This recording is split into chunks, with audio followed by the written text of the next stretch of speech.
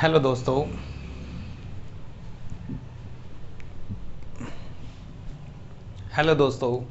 Good evening all of you.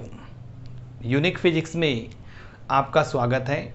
दोस्तों, अपने विद्युत परिपथ चैप्टर पढ़ रहे थे, उसमें अपनों ने विभव मापी स्टार्ट कर रखा है और आज अपने पढ़ने जा रहे हैं नेक्स्ट वीडियो लेक्चर सीरीज के अंदर विभव मापी का मानकीकरण। विभव मापी का मानकीकरण क्यों करते हैं? जैसे मान लो अपने पास विभव मापी की सहायता से सेल का विद्युत वाहक बल और विभवांतर का मान जब ज्ञात करते हैं तो विभव मापी से पढ़ा गया विभवांतर V इक्वल टू क्या होता है? एक्सएल होता है। तो इसका मान शुद्धता से ज्ञात करने के लिए विभवांतर एक तो आपको क्या चाहिए? संतुलित लंबाई। तो संतुलित लंबाई तो अपने पास क्या होती है? विभव मापी से अपने शून्य विक्षेप पर लेकर संतुलित लंबाई क्या कर देते हैं? ज्ञात कर देते हैं।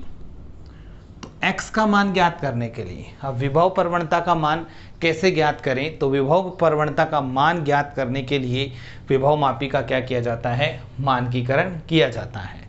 यानी मानक सेल वो सेल होता है जिसका विद्युत वाहक बल अपने पास क्या रहता है? नियत रहता है। जैसे मानक सेल के रूप में अपने यूज करेंगे कैडमियम सेल और सेकेंड डैनियल सेल। ये मानक सेल के रूप में अपने यूज करते हैं। डैनियल सेल है, इसका विद्युत वाहक बल होता है 1.08 वोल्ट और जो कैडमियम सेल है इसका विद्युत वाहक बल होता है 1.0186 वोल्ट।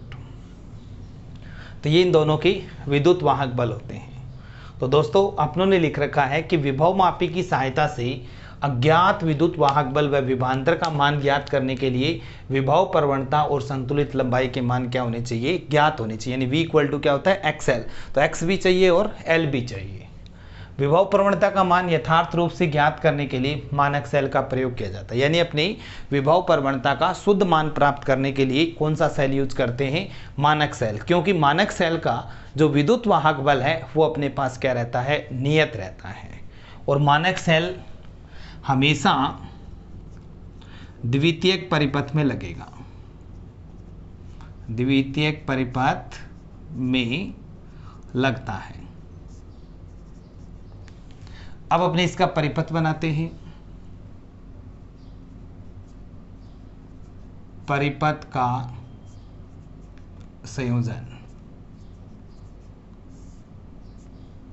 परिपथ के संयोजन में देखिए, सर्वप्रथम अपने लेंगे विभव मापी तार AB,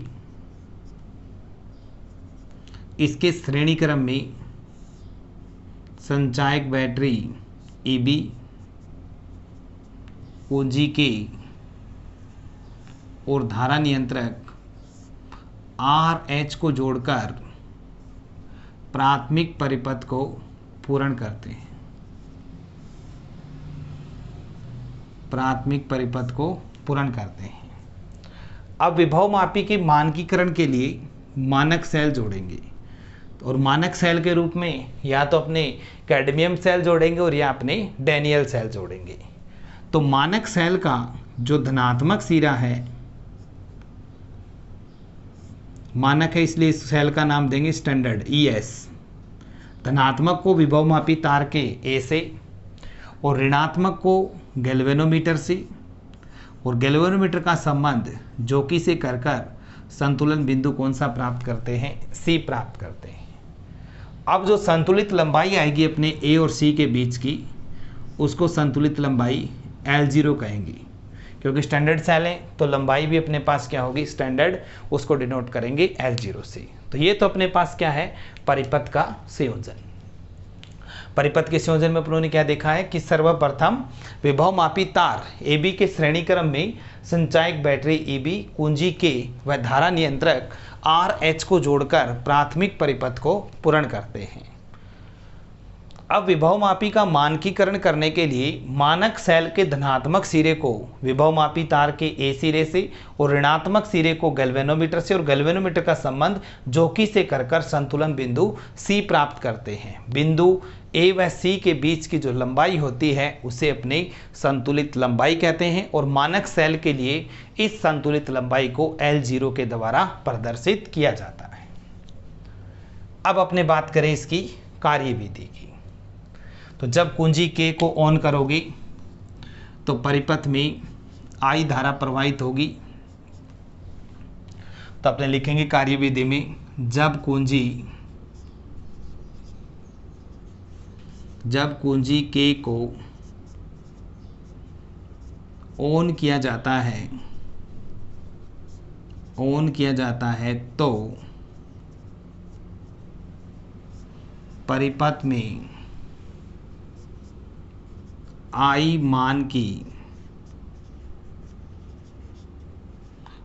मान की विद्युत धारा प्रवाहित होती है। अब जोकी की सहायता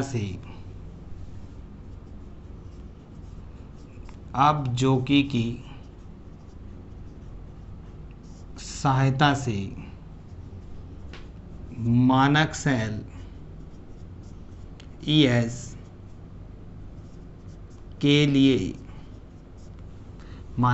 ES के लिए संतुलित लंबाई ज्ञात करते हैं, माना यह लंबाई L0 प्राप्त होती है। यह लंबाई L0 प्राप्त होती है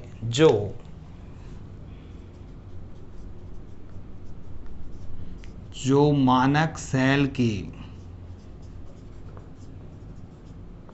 विद्युत वाहक बल ES के समानुपाती होगी। अर्थात ES proportional to L0, ES equal to XL0, X equal to ES by L0। अब ES मानक सेल का विद्युत वाहक बल अपने पास क्या है, ज्ञात होता है, नियत होता है, कांस्टेंट है। और L0 लंबाई भी क्या होती है, नियत। दोनों आपके पास कांस्टेंट है तो विभव प्रवणता का मान इससे क्या होगा, शुद्ध प्राप्त होगा। तो विभव प्रवणता का मान शुद्धता से प्राप्त करने के लिए अपने सेल का क्या करते हैं, मानकीकरण करते हैं। और सेल के मानकीकरण के अंदर अपने डैनियल और कैडमियम सेल का प्रयोग किया जाता है। रिपीट कर देता हूं दोस्तों कि विभव मापी के मानकीकरण, सबसे बात आती है कि विभव मापी का मानकीकरण क्यों करते हैं। क्योंकि विभव मापी से जब अपने विभांतर पढ़ते हैं तो V इक्वल टू क्या होता है, XL। तो X चाहिए और L चाहिए। तो X जो विभव प्रवणता होती है इसका मान शुद्ध रूप से प्राप्त करने के लिए विभव मापी का मानकीकरण किया जाता है। और मानकीकरण के लिए मानक सेल लगाते हैं जो हमेशा अपने पास कौन से परिपथ में लगता है, द्वितीयक परिपथ में लगता है। और मानक सेल में कैडमियम और डैनियल सेल का प्रयोग किया जाता है, जिसमें डैनियल सेल का विद्युत वाहक बल 1.08 वोल्ट है और कैडमियम सेल का विद्युत वाहक बल 1.0186 वोल्ट है। अब बात करते हैं अपनी परिपथ कैसे जुड़ा हुआ है। तो प्राथमिक परिपथ पे लिखेंगे कि सर्वप्रथम विभवमापी तार AB के श्रेणी क्रम में संचायक बैटरी EB, कुंजी K व धारा नियंत्रक RH को श्रेणी क्रम में जोड़कर प्राथमिक परिपथ को पूर्ण करते हैं। इसके बाद विभवमापी के मानकीकरण के लिए मानक सेल के धनात्मक सिरे को विभवमापी तार के A से और ऋणात्मक सिरे को गैल्वेनोमीटर से और गैल्वेनोमीटर का संबंध जोकी से करके संतुलन बिंदु C को प्राप्त करते हैं। बिंदु A व C के बीच की जो लंबाई होती है उस लंबाई को अपने संतुलित लंबाई कहते हैं और उसको L0 से प्रदर्शित करते हैं। इसके बाद दोस्तों कार्यविधि लिखेंगे। जब कुंजी K को ऑन करते हैं तो ऑन करने से परिपथ में I मान की विद्युत धारा प्रवाहित होती है। अब जोकी की सहायता से इस तार को टच करवाकर वो बिंदु नोट करते हैं, वो बिंदु निकालते हैं अपने संतुलन बिंदु जब गैल्वेनोमीटर में विक्षेप कितना हो, 0 हो। तो मैंने मान लिया वो बिंदु मेरे पास कौन सा आ रहा है, C आ रहा है, जब गैल्वेनोमीटर विक्षेप कितना दे रहा है, 0 दे रहा है। तो उसके लिए मैंने लंबाई निकाली, वो कितनी आ रही है L0, जो इस सेल के विद्युत वाहक बल के क्या होगी, समानुपाती होगी। ES समानुपाती L0, ES equal to XL0। तो X निकालेंगे तो अपने पास क्या आएगा, ES बाई L0। ES और L0 के मान निकालकर, मान रखकर यहाँ पर विभव प्रवणता का शुद्ध मान अपने क्या कर सकते हैं, प्राप्त करते हैं। तो दोस्तों ये था अपने आज का वीडियो, विभव मापी का मानकीकरण। नेक्स्ट वीडियो के अंदर अपने वोल्ट मीटर का अंशांकन पढ़ेंगे, जिसके अंदर अपने को इस आर्टिकल की ज़रूरत पड़ेगी। Thank you.